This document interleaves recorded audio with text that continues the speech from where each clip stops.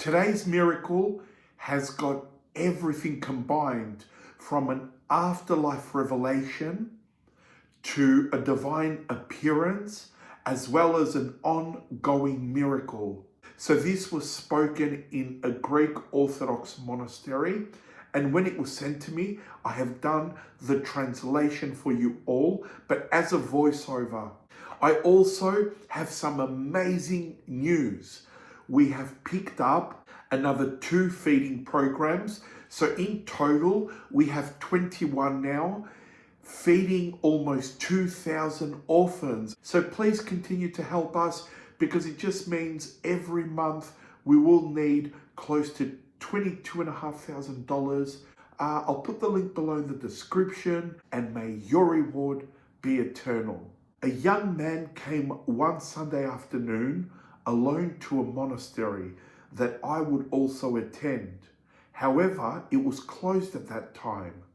But by God's grace, the monk saw in his sleep that someone would visit the monastery and that it must be left open. So the young man came to the monastery, and he tells the monk, and this is first-hand account, that I have received a command from our Lord to come here and worship him. But why did this happen? Says the speaker. He was a young man, about 35 years old, married with 2 kids, 2 girls. Now, while he was at work one afternoon, he suddenly felt that his head was filled with water. He could feel dizziness, and his legs were cutting him off, as we say in Greek. So he told his colleagues that he didn't feel well and that he needs to go to hospital. When he went to hospital, he said to the doctors, "My legs feel as if they're cut off. I have weakness, and my head feels like it has water in it, full of water." The doctors took him to the cardiology clinic, and the cardiologist examined him one after another. But he tells them it's not a cardiac issue. He said to the doctors, "Did I not tell you what I have? It's not my heart. My head is full of water, and I'm exhausted." So the doctors took him to have a CT scan. To their surprise, they found that his head was filled with blood. Now the doctors were shocked, saying that this is not possible, to have a head full of blood and to live, to talk, to walk. So they immediately called a professor in neurology who was out of the hospital, but the moment he heard what was going on, he immediately returned. He was shown the results of the exams, and he too was surprised to see on the monitor what the machines were showing.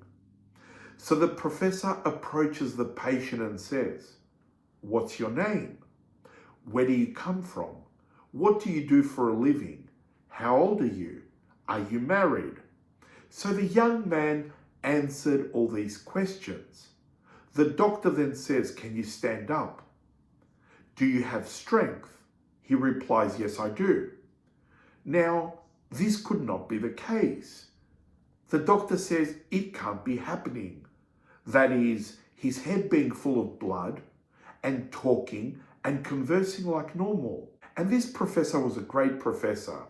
He was famous in Germany and in America.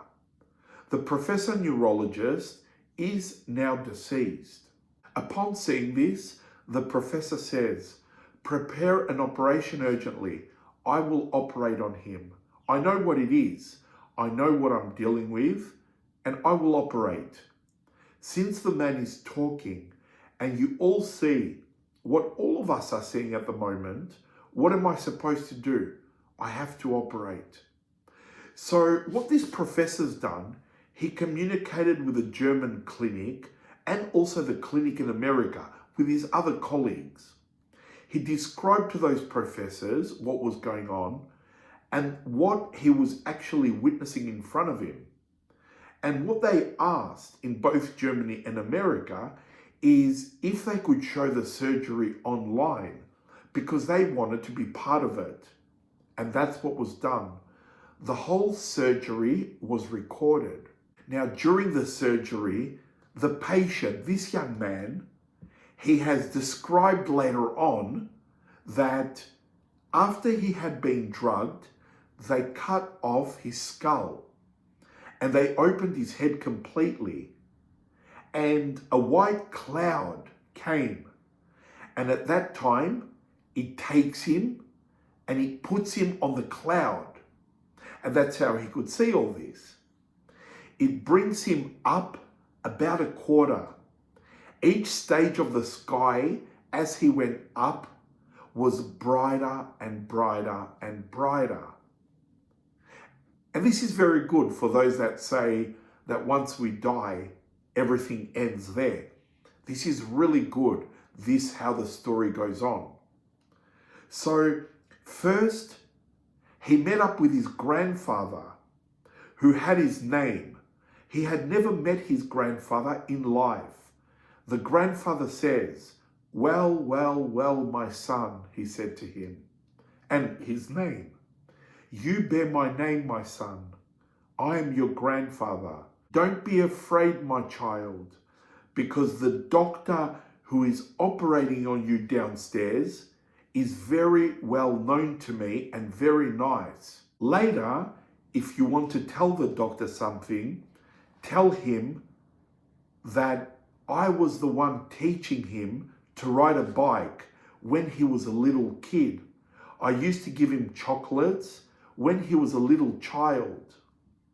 Now imagine that the doctor operating on him, though, did not know who this patient was, and nor did the sufferer, the one being operated on, he did not know the doctor either. So the cloud takes him further in, and that is where he met his father-in-law. Now, because his father-in-law was poor, no one undertook to do his memorial services. And this man undertook him, and he actually accidentally says his name. The young man's name, which I'll refer to from now on, is Costas. And the father-in-law says, "Thank you very much, Costa, my son, for what you did to me. Whatever you did for me, I am here today."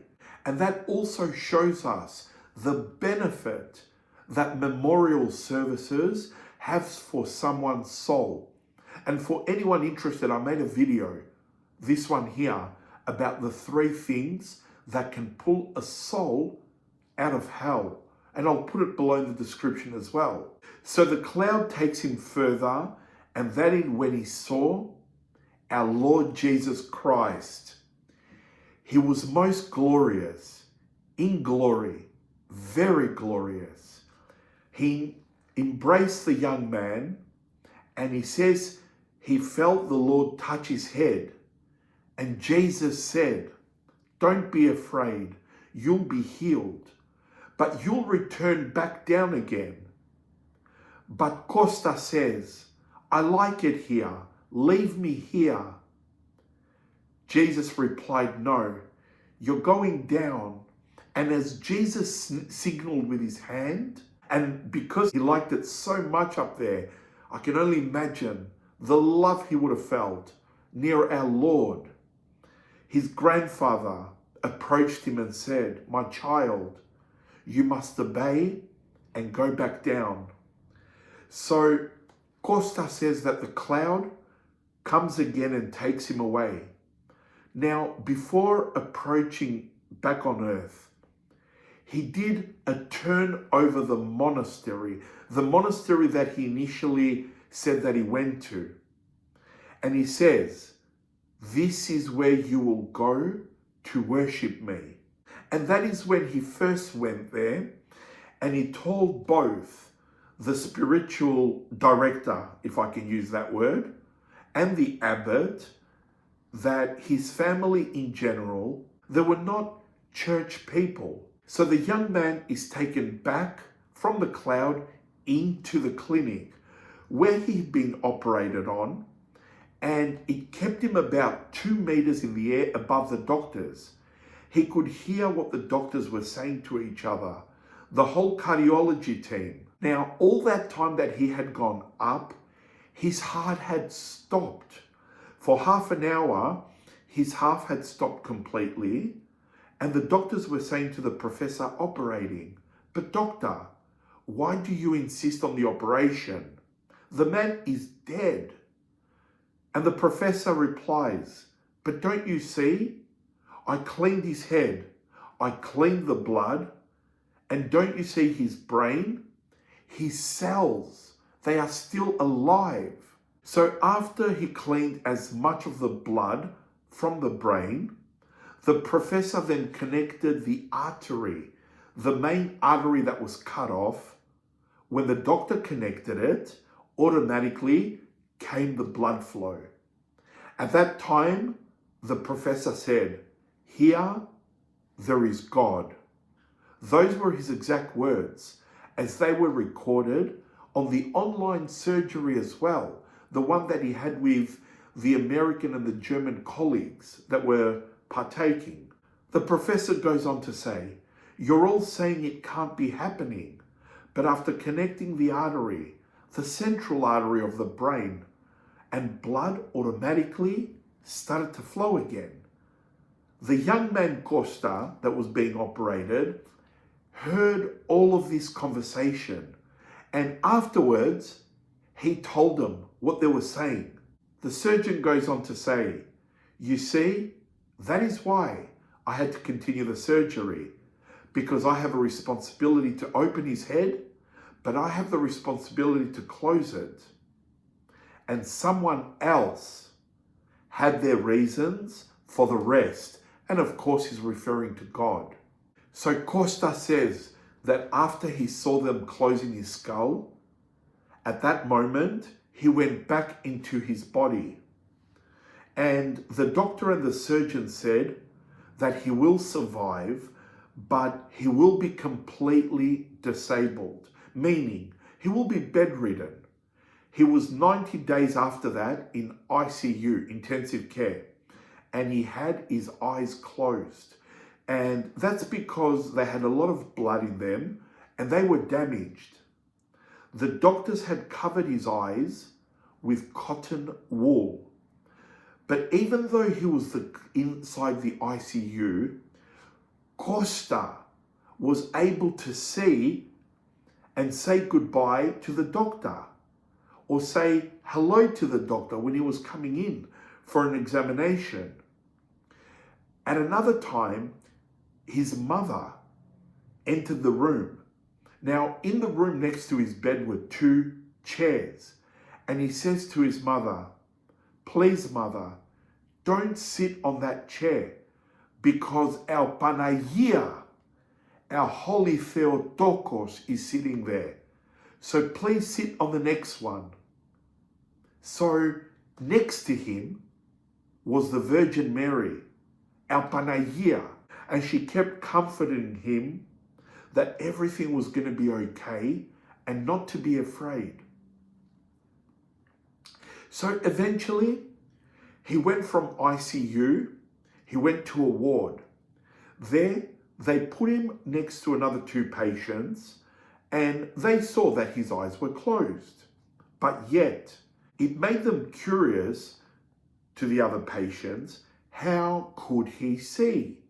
His eyes were completely closed, but yet he was seeing the other patients, and he would say to them, "I see you, I see you. I don't know what to tell you." Now, one afternoon, while our Holy Theotokos was to his left, he says he was also visited by Saint Paraskevi. And you know that Saint Paraskevi, she's known to be the saint of eyes. He saw Saint Paraskevi kneel down to our Holy Theotokos and prayed to her. Then Saint Paraskevi embraced the child and took the cotton wool from his eyes, and suddenly his eyesight was back. The whole hospital heard about this miracle. It had been recorded. they would come and see the miracle and how the man could see again. And they were saying, the blind man can see. The blind man has opened his eyes. So when he came out of hospital, he was crippled from his upper and lower limbs, like the doctors said. So he couldn't walk, he couldn't move. Now, up to this point, the doctors have said, you've experienced enough miracles in your life. But again, only God knows what will happen to you. His parents got him a wheelchair. Now, the young man was crippled in bed for about 3 months. During this time, our Holy Theotokos, our Panagia, would visit him. Now, the feast day of Panagia Tripiti, it's in Aigio. My father's actually been there, and I won't talk about this now, but if you look it up, at the miracle that takes place there, and he told his parents, I want you to take me to Panagia Tripiti. She asked for me to go there and to venerate her. And they kept asking him, how will you go there and venerate her? How are you going to climb up the stairs? And the young man Costa insisted, our Holy Mother is asking me to. She knows best. You don't see her, but I see her. She invites me to go, and so I will go and venerate her. So they decided to take him. His sister was driving. His father, however, he was not a believer, not a great believer, so he did not follow. So his sister was driving, and his mother was in the front seat, and they had put him in the back seat, lying down, because he was crippled. Now, when they arrived, Costa says that he sees Panagia signaling him to come up. And he says, open the door for me. Now, I could just imagine seeing our Holy Mother, the Mother of God. Imagine seeing her signaling to you. It's such a beautiful miracle. Now, Costa says that they open the door for him, and he says, give me whatever you have, 1 or 2 euros, just so I can light a candle. And they asked him, but Costa, how will you get upstairs? You can't walk. How will you go up the stairs? But Costa insisted, El Panagia is calling for me to go. You can't see her, but I can, and I'm going to go to her. So they open the door, and they say that they see him grab a leg with his hand, and he pulls it out of the car. Now, as soon as his leg touches the ground, he felt power going through his foot. He pulls out the other leg, and again, when he touched the ground, power went through that foot as well. And he began to go up the steps, and he was going towards our Holy Theotokos, to our Panagia. So he venerated our Holy Mother. Now, it goes on to say that, as you know, every 2 years, those that have a disability in Greece, they got something called KEPA. KEPA is, I found it in translation, it's the DCC, which is the Disability Certification Centre. Now, according to his file, the doctors were expecting to see a patient in a wheelchair or a stretcher. But the doctors see him on his feet, walking, talking. He was seeing, waving hello. So the doctors were surprised, and they say this can't be the case. This is not the same person in the file. After 2 years of DCC, they asked him, are you the patient? And Costa replies, yes, I am. They were surprised and shocked, and they asked him to wait until other patients had finished, because they wanted to take him to the nearest hospital, put him in the CT scanner, and see for themselves what was going on. So his doctors take him to the hospital. They put him in the CT scanner, and they find out that after 2 years, his whole head inside was showing black. The machine was recording black. It was showing that there's no brain. There was nothing. Now the doctors were in a dilemma, what to do with his case, because that's not what his files say and what the CT scan is showing. It was contradictory. So they contacted the ministry. In fact, at the time the minister was Polakis, and the minister had given a written order to give him a pension. Now, they said we should take note that the pension, regardless of how the doctors were seeing him in person, as long as the machines were recording something different, the pension continues. It's still granted. So he had a permanent pension. So the man speaking here says, I don't know why God does this. Only God knows. Maybe for the doctors to awake, maybe for us, I don't know who. So moving on, every time they would visit the hospital, as soon as they realized it was him from his social security number, a big team of doctors would come down to see, do tests, and every time his brain continued to show black. So why did God allow such a great miracle to this man? Not only a miracle, an afterlife revelation. Our Holy Mother, a saint, to see all this, to have his eyes healed. It asks, and he says, I'll say in a few words. So he goes on to say, as I told you before, neither he nor his family were close to church.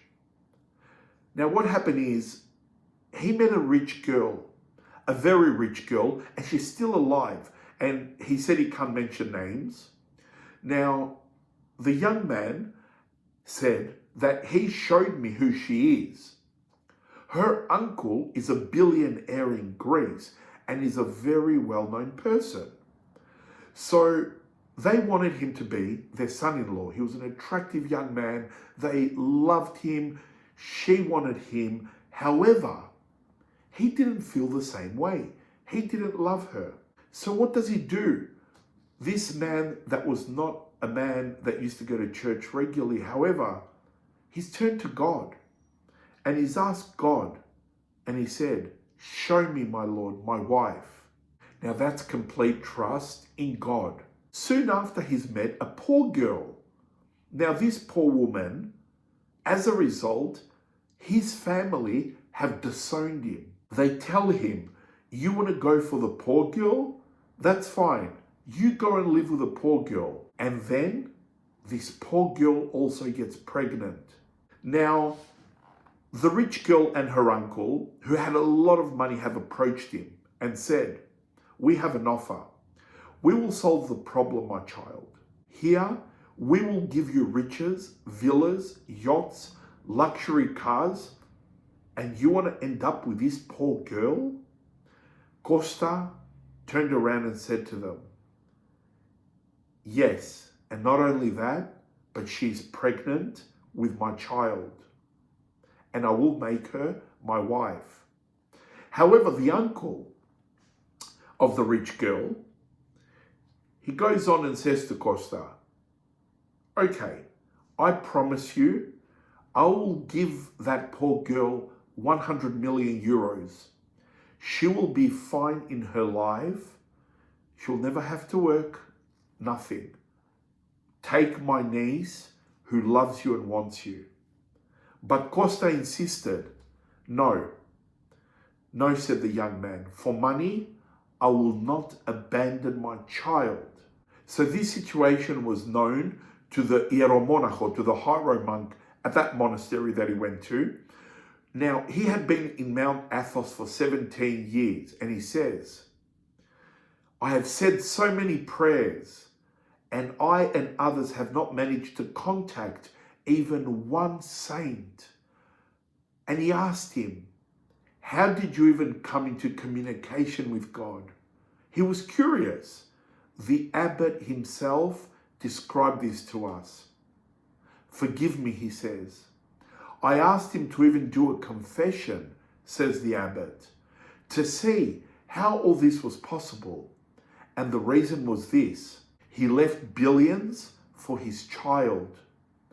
Everyone told him that his wife should have an abortion.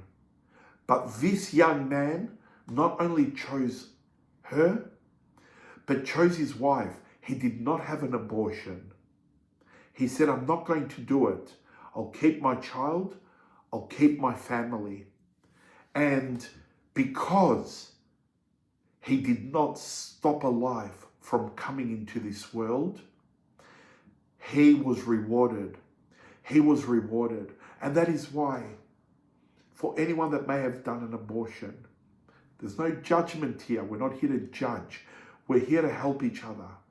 Please do your holy confession. And that is why, with the vax that we went through, and we've spoken about why we shouldn't take it, it's because it had aborted fetal cells. So if anyone's done that as well, please do your holy confession. And I'll put another link. We made a video about this. Please do your holy confession. Our Lord has seen. He's all-knowing. He sees everything. Just do your holy confession. So thank you all for watching. I'll put the links below for some videos I spoke about, for the charities. And as an unworthy sinner that I am, I pray for you all morning and night. So God bless you and take care.